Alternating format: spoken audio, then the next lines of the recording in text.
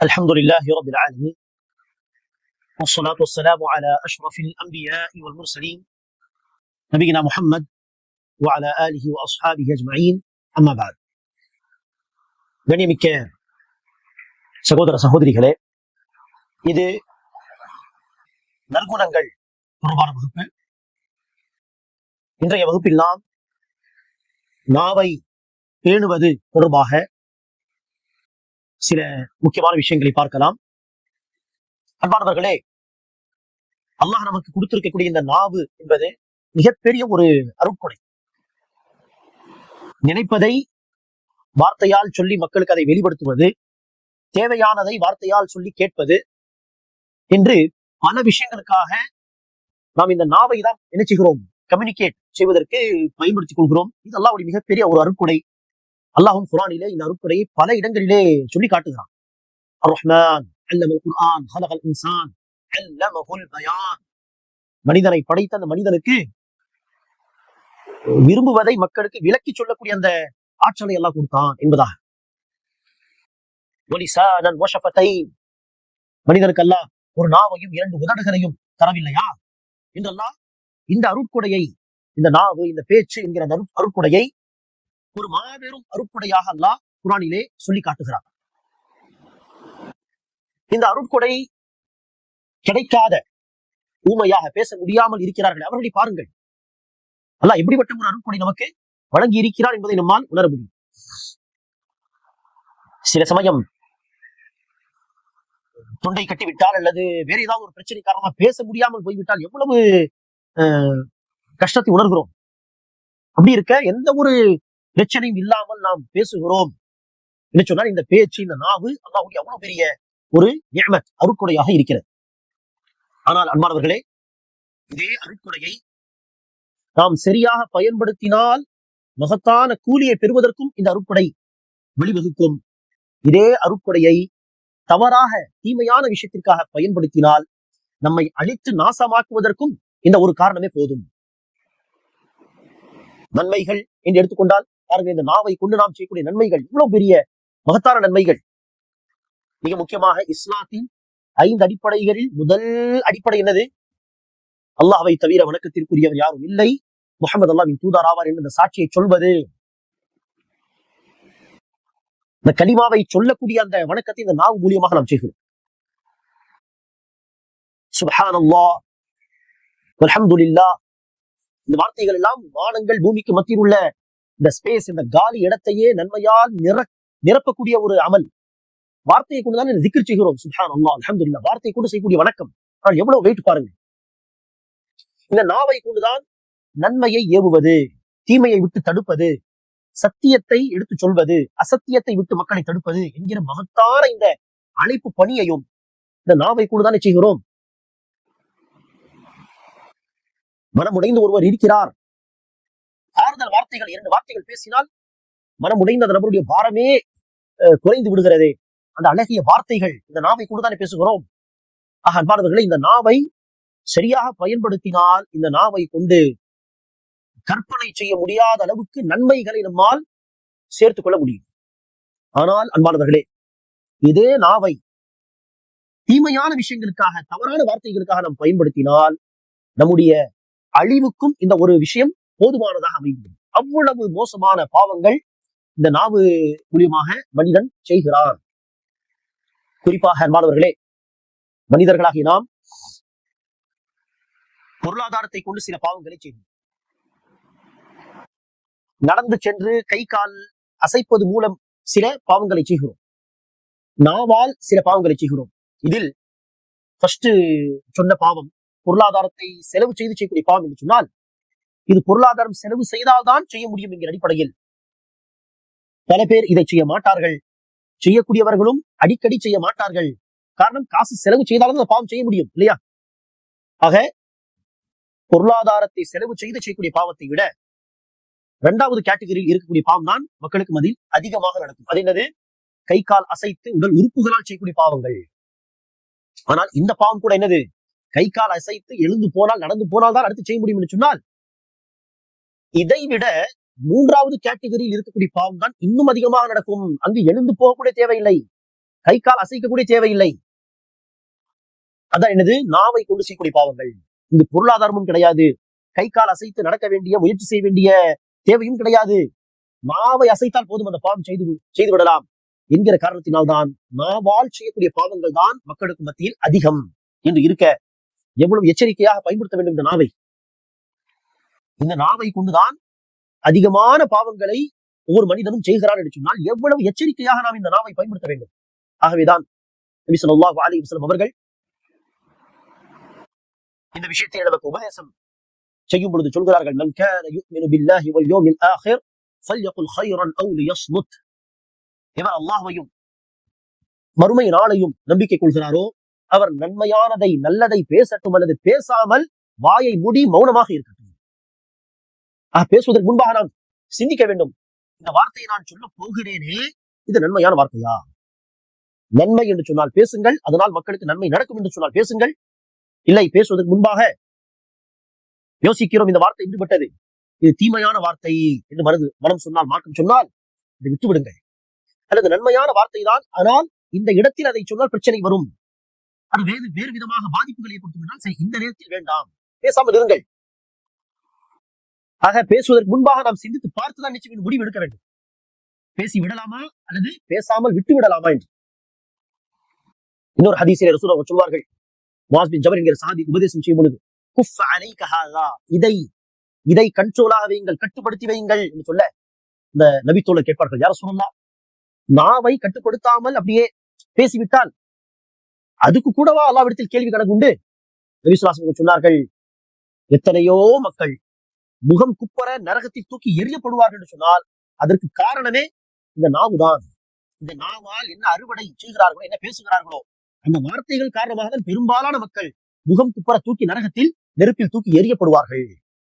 ஆக அன்பானவர்களே, நாவை குழுதான் பெரும்பாலான பாவங்கள் மனிதர்கள் செய்கிறார்கள். அப்படிப்பட்ட நாவுடைய பயன்பாட்டில் நாம் மிக கவனமாக எச்சரிக்கையாக இருக்க வேண்டும். பேசிய பிறகு யோசிக்க கூடாது, பேசுவதற்கு முன்பாக 1000 தடவை யோசிக்க வேண்டும். நன்மையான வார்த்தையாக இருந்தால் பேச வேண்டும், தீமையாக இருந்தால் அல்லது பாதிப்பு ஏற்படுத்தக்கூடிய வார்த்தையாக இருந்தால் அதை பேசாமல் விட்டுவிட வேண்டும். மன் ஸமத நஜா, நபிகள் நாயகம் ஸல்லல்லாஹு அலைஹி வஸல்லம் சொன்னார்கள், எவன் பெரும்பாலும் மௌனமாக இருப்பதை கடைபிடிக்கிறான். அதிகமாக பேசினால் தானே பிரச்சனை. பெரும்பாலும் மௌனமாக இருப்பதை கடைபிடித்து தேவைப்பட்டால் நன்மையான வார்த்தை மட்டுமே பேசுவது என்று கடைபிடித்தால் அவன் தப்பித்து விட்டான். யார் மௌனமாக இருந்தாலும் அவன் தப்பித்து விட்டான் என்று நபி ஸல்லல்லாஹு அலைஹி வஸல்லம் சொன்னார்கள். ஆக மௌனமாக இருங்கள், தேவைப்பட்டால் பேசுங்கள். பேசுவதற்கு முன்பாக நன்மையான வார்த்தையா, பயனளிக்கக்கூடிய வார்த்தையா என்று யோசித்து பேசுங்கள்.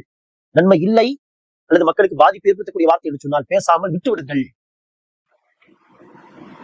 அன்பானவர்களே, ஒரு பக்கம் இந்த நாவை கொண்டு நாம் மகத்தான நன்மையான காரியங்களை செய்ய முடியும் என்று சொன்னால், இதே நாவை கொண்டு பல பாவங்களை நாம் செய்கிறோம், தன்னை அழிவின் பக்கம் போடுகிறோம். அவ்வாறு நாவால் செய்யக்கூடிய பாவங்கள் என்று பார்த்தால் ஒரு பாவம் தான் புறம் பேசுதல். புறம் பேச்சு என்று சொன்னா என்ன? ஒருவருடைய குறையை, அவரிடத்தில் இருக்கக்கூடிய குறையா இருந்தாலும் அவரிடத்தில் இருக்கக்கூடிய அந்த குறையை அவர் இல்லாத நேரத்திலே பிறரிடத்தில் எடுத்துச் சொல்வது புறம் பேச்சு, புறம் பேசுதல். ஜீவா அரபியில் இது சிறிய பாவம் கூட இல்லை, பெரும்பாவம். புறம் பேசுவது பெரும் பாவங்களில் ஒன்று. இதற்கு உதாரணம் தரும்போது அல்லாஹ் சொல்கிறான், புறம் பேசாதீர்கள், உங்களில் ஒருவர் தன் இறந்து போன சகோதரனின் மாமிசத்தை சாப்பிட உண்ண விரும்புவாரா? இல்லை, நீங்கள் அதை வெறுக்கிறீர்கள் என்று அல்லாஹ் சொல்கிறான். மிக புறம் பேசுவதற்கு அல்லாஹ் கொடுத்த உதாரணம் என்ன? இறந்து போன ஒரு சகோதரனின் மாமிசத்தை கிள்ளி சாப்பிடுவது. எவ்வளவு அருவருக்கத்தக்க ஒரு செயல் அது. அன்பார்களே, இப்படிப்பட்ட ஒரு உதாரணத்தை அல்லாஹ் சிறிய பாவத்துக்கு எல்லாம் சொல்ல மாட்டான். இவ்வளவு மோசமான ஒரு விஷயம் என்பதாக அல்லாஹ் இந்த உதாரணத்தை கொண்டு சொல்கிறார் என்றால் அது நிச்சயமாக பெரும் பாவம்.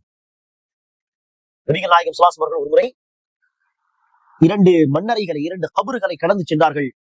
போகும்பொழுது சொன்னார்கள், இந்த 2 மண்ணறையிலும் 2 கபறுகளிலும் வேதனை நடந்து கொண்டிருக்கிறது. அதில் ஒருவர் சிறுநீர் கழிப்பார், அந்த சிறுநீர் மேலே படும், ஆனால் அதை கேர் செய்ய மாட்டார், பொருட்படுத்த மாட்டார், அலட்சியமாக இருந்திருக்கிறார். இன்னொருவர் புறம் பேசி திரிந்து கொண்டிருந்தார். புறம் பேசி திரிவது எப்படிப்பட்ட பாவம் என்றால் அதற்கு கபருடைய வேதனை இருப்பதாக இந்த ஹதீஸ் சொல்லும் பொழுது அது சிறிய பாவம் கிடையாது. அன்பானவர்களே, சிறிய ஒரு பாவமாக இருந்தாலும் அதை தொடர்ந்து செய்தால், அடிக்கடி செய்தால் அது பெரும் பாவம் மாதிரி மாறிவிடும்.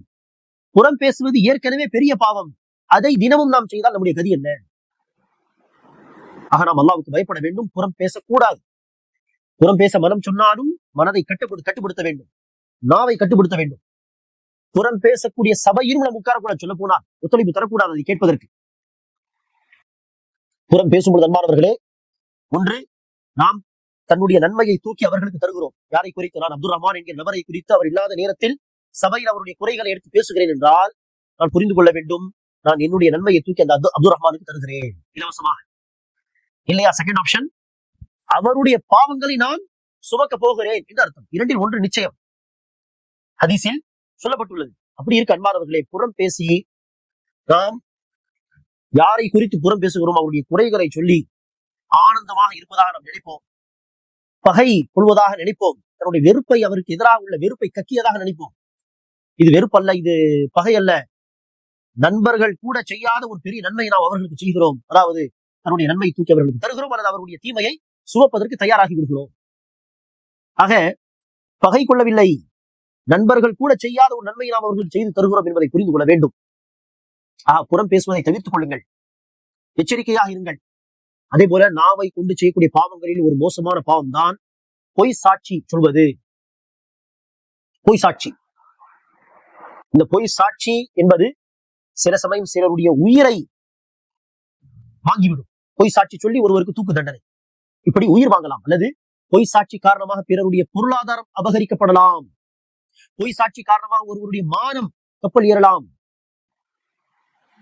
இப்படி இருக்க பொய் சாட்சியால் ஏற்படக்கூடிய பாதிப்புகள் என்பது எப்போதும் பாரதூரமானது. தேவையில்லாமல் ஒருவர் மீது பழி சுமத்தப்படும். பொய் சாட்சி காரணமாக பிறருடைய பொருளாதாரம் வாங்கி பிறருக்கு வழங்கப்படும். சில சமயம் உயிர் கூட பறிக்கப்படும். அப்படிப்பட்ட பொய் சாட்சி என்பது மிகப்பெரிய ஒரு பாவம். நபிகள் நாயகம் ஸல்லல்லாஹு அலைஹி வஸல்லம் ஒரு முறை சாய்ந்து உட்கார்ந்தபடி சஹாபாவை பார்த்து சொன்னார்கள், பெரும் பாவம் என்ன என்று நான் உங்களுக்கு சொல்லட்டுமா?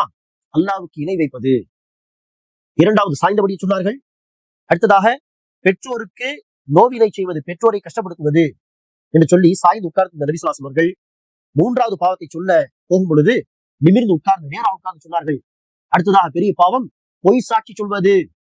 பொய் சாட்சி சொல்வது, பொய் சாட்சி சொல்வது என்று திரும்ப திரும்ப அதே வார்த்தை சொல்லிக் கொண்டிருந்தார்கள் பலமுறை. ஏன்? அது மிக மோசமான ஒரு பெரிய பாவம் என்பதை உணர்த்துவதற்காக. பொய் சாட்சியை சொல்லி பிறருடைய உயிர், பிறருடைய பொருளாதாரம், பிறருடைய மானம், மரியாதை விஷயத்தில் நாம் விளையாடக்கூடாது, அநீதி இழைத்து விடக்கூடாது. அதே போல அன்பானவர்களே, நாவை கொண்டு செய்யக்கூடிய இன்னொரு பாவம் தான் அவதூறு சொல்வது. அவதூறு என்பது புறம் பேசுவதை விட மோசமான பாவம். ஏன்?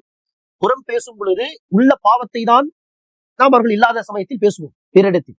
ஆனால் அவதூறு என்னது? இல்லாத ஒரு விஷயத்தை பழியாக சுமத்துவது. இது அதை விட மோசமான ஒரு பாவமாச்சே. திருடாத ஒருவனை திருடன் என்று சித்தரிப்பது மக்களுக்கு மத்தியில். விபச்சாரம் செய்யாத ஒருவரை குறித்து விபச்சாரம் செய்ததாக பழி சுமத்துவது, இது அதை விட மோசமான பாவமாச்சே. நபிகள் நாயகம் ஸல்லல்லாஹு அலைஹி வஸல்லம் ஒரு ஹதீஸில் சொல்கிறார்கள், 7 பெரும் பாவங்கள் அழித்து நாசமாக்கும் 7 பாவங்களை விட்டு எச்சரிக்கையாக இருங்கள். முதலாவது ஷிர்க், இரண்டாவது இணை வைப்பு, மூன்றாவது கொலை செய்வது, அடுத்து வட்டி சாப்பிடுவது, யதீமுடைய அனாதையுடைய பொருளாதாரத்தை அபகரித்து சாப்பிடுவது, களத்தில் புற முதுகு காட்டி பயந்து ஓடுவது. 7வது ரசூல் அவர்கள் சொன்னார்கள், அப்பாவி பெண்கள் மீது அவர்கள் விபச்சாரம் செய்ததாக பழி போடுவது, அவதூறு சொல்வது.